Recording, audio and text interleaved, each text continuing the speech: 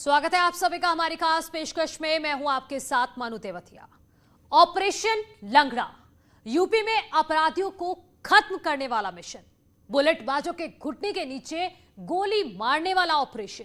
इस ऑपरेशन ने यूपी के अपराधियों में इतना खौफ भर दिया है कि उनमें से कई ने तो खुद सरेंडर कर दिया, तो बहुत सारे यूपी छोड़कर ही भाग गए हैं।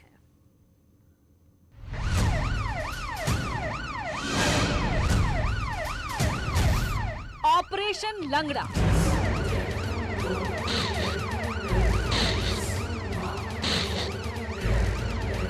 चोर को घेरा, नहीं रुका तो पैर में मार दी गोली। गैंगस्टर से हुई मुठभेड़ तो पकड़ने के लिए जवाबी कार्रवाई में पैर को बनाया निशाना। डकैत से हुआ सामना, पकड़ने की कोशिश में घुटने के नीचे मारनी पड़ी गोली। सड़क पर चेकिंग के दौरान अपराधी मिले तो उसे काबू करने के लिए हाफ एनकाउंटर कर दिया। तो सवाल है, यूपी में हाफ एनकाउंटर से क्या बदला? एनकाउंटर से कितने सवाल हल हुए? ऑपरेशन लंगड़ा से क्या यूपी पुलिस की छवि सुधरी?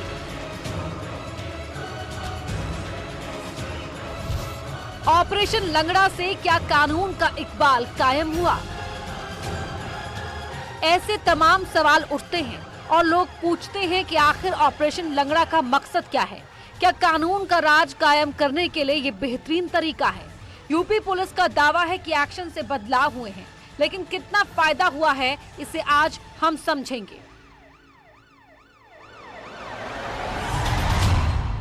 हाफ एनकाउंटर के जरिए फुल क्राइम कंट्रोल के फॉर्मूले पर उत्तर प्रदेश पुलिस सूबे में योगी सरकार आने के बाद से ही 8,500 से ज्यादा एनकाउंटर्स पुलिस और अपराधियों के बीच में हो चुके हैं। मार्च 2017 में जब योगी आदित्यनाथ ने मुख्यमंत्री की कुर्सी संभाली तो सबसे बड़ी चुनौती बिगड़ी कानून व्यवस्था थी। अपराधी बेलगाम थे, उन्हें रोकना था और इसके लिए पुलिस के हाथ मजबूत करने थे। पुलिस को जब सरकार का साथ मिला तो अपराधियों पर नकेल कसने की कार्रवाई शुरू हुई, लेकिन अपराधी इतने बेखौफ थे कि पुलिस पर ही गोली चलाने लगे। नतीजा, पुलिस को अपनी रणनीति बदलनी पड़ी और पुलिस वाले गोली का जवाब गोली से देने लगे। मार्च 2017 से अब तक यूपी में 8,605 एनकाउंटर हुए। मुठभेड़ के दौरान 146 अपराधी मारे गए, जबकि 18,546 अपराधियों को गिरफ्तार कर लिया गया।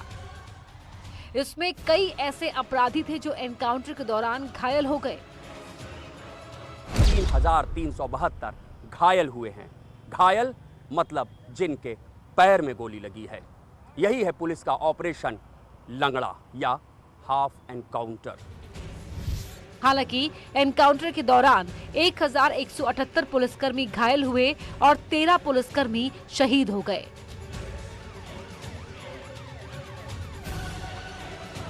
सबसे बड़ा एनकाउंटर कानपुर के बिकरू में चला, जिसमें सीओ समेत 8 पुलिस वाले शहीद हुए और इसी मामले में गैंगस्टर विकास दुबे मारा गया।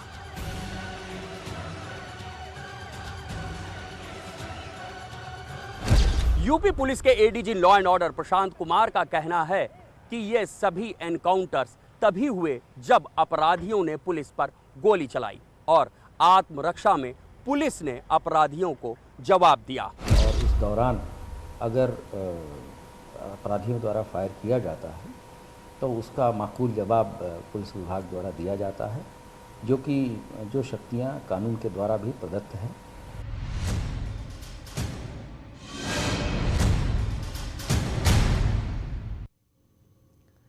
सबसे ज्यादा एनकाउंटर पश्चिमी यूपी में हुए। पुलिस के आंकड़ों के मुताबिक पश्चिमी यूपी के मेरठ इलाके में योगी सरकार में 2,839 एनकाउंटर हुए, तो वहीं 5,288 से ज्यादा गिरफ्तारियां की जा चुकी हैं।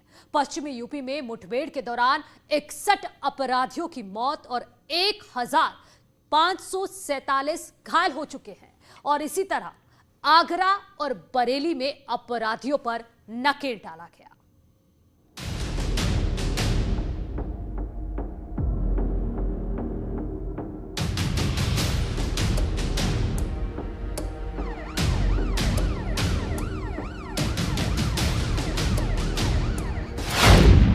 आगरा में ऑपरेशन लंगड़ा।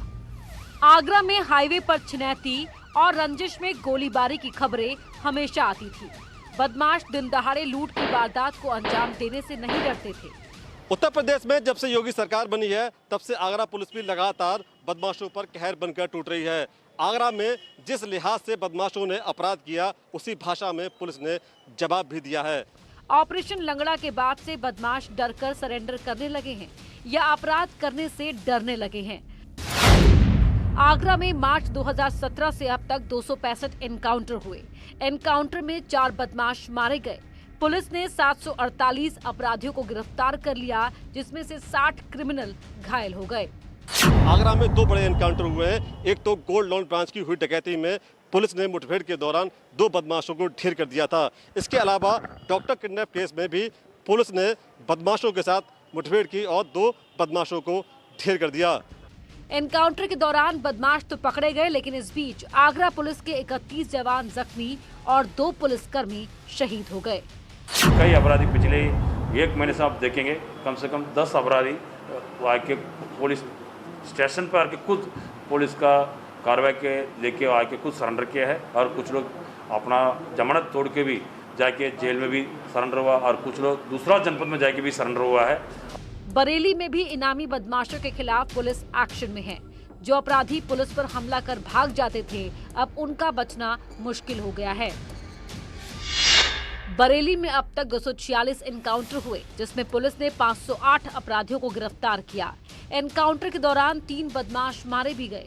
ऐसे 46 पुलिसकर्मी हैं जो पुलिस मुठभेड़ में घायल हुए हैं।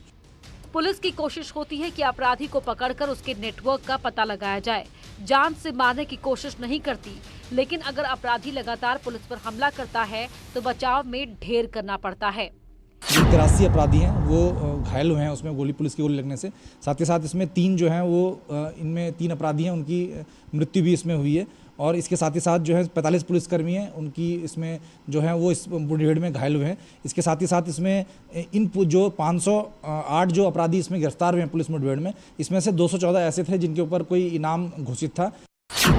बरेली में पुलिस ने 13 अपराधियों के खिलाफ एनएसए की कार्रवाई की है और बड़ी संख्या में बदमाशों के खिलाफ गैंगस्टर एक्ट के तहत कार्रवाई करते हुए संपत्ति या तो कुर्क कर ली गई या जमींदोज कर दी गई। पुलिस कप्तान का अभी भी यह कहना है कि आगे भी बदमाशों के खिलाफ यह अभियान जारी रहेगा। लगातार सरकार की मंशा के अनुसार पुलिस काम कर रही है और अपराधियों के खिलाफ लगातार काम कर रही है। कैमरामैन अजय शर्मा के साथ हरीश शर्मा, न्यूज़ 18 बरेली। यूपी में एनकाउंटर में बरेली तीसरे नंबर पर है, आगरा दूसरे नंबर पर तो मेरठ पहले नंबर पर है। पुलिस बोलचाल में इसे ऑपरेशन लंगड़ा कहती है, लेकिन इसे ऐसे कोई आधिकारिक नाम नहीं है। मुठभेड़ों में अपराधियों को अपंग करना यूपी पुलिस की खास रणनीति है और इसी रणनीति से मेरठ इन दिनों शांत है।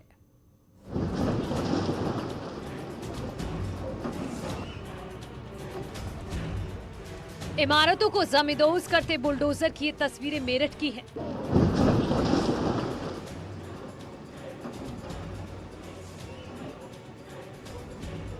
मोस्ट वांटेड बदन सिंह बद्दो पर नकेल डालने के लिए पुलिस ने बड़ा एक्शन लिया था। ऐसे सैकड़ों एक्शन लेकर पुलिस ने अपराधियों के दिल में खौफ भर दिया है। जीरो टॉलरेंस की नीति पर हम काम कर रहे हैं। अपराधी के पीछे अपराधी को पकड़ने में या उसको अपराध न करने के लिए हतोत्साहित करने की दिशा में हमें जो भी अधिकार हमको कानून देता है, उन सभी अधिकारों का हम प्रयोग करने में बिल्कुल भी गुरेज नहीं करेंगे। और दिल्ली का कुख्यात शिव शक्ति नायडू मेरठ में ही मारा गया। मुकीम काला के खात्मे के बाद व्यापारियों ने राहत की सांस ली।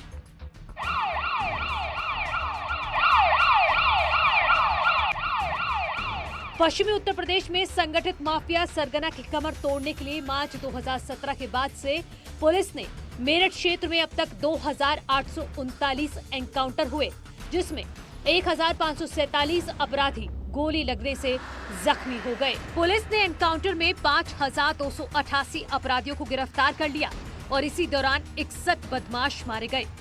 अपराधियों में जो संदेश है कि अगर आप कानून का पालन नहीं करेंगे और यदि आप पुलिसकर्मी पर जो कि कर्तव्यरत है उस पर आप शस्त्र का प्रयोग करेंगे, अवैध शस्त्र का प्रयोग करेंगे, तो निश्चित तौर पर जो संविधान प्रदत्त हमें शक्तियां हैं उसका हम लोग पुलिस बल उसका प्रयोग करेंगे और उसमें हम बिल्कुल हिचकेंगे नहीं।